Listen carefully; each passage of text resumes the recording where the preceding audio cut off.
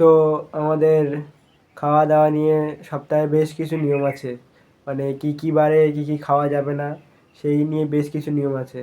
তো নিয়মগুলো দেখুন যে কী বারে কী খাওয়া যাবে না। তো রবিবারে আমাদের নিম, বেগুন পোড়া খাওয়া যাবে না, এতে রোগ ও অর্থহানি হবে। সোমবারে ডুমুর আর পটল খাওয়া যাবে না, ডুমুর আর পটল খেলে দুর্ঘটনা ঘটতে পারে। এরপর মঙ্গলবারে কুমড়ো খাওয়া যাবে না, ধার দেনা বৃদ্ধি পায়।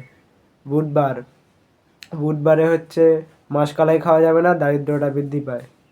আর বৃহস্পতিবারে তো আমিষ পুরো বর্জন, আমিষ খাওয়া যাবে না, অর্থনাশ হয়।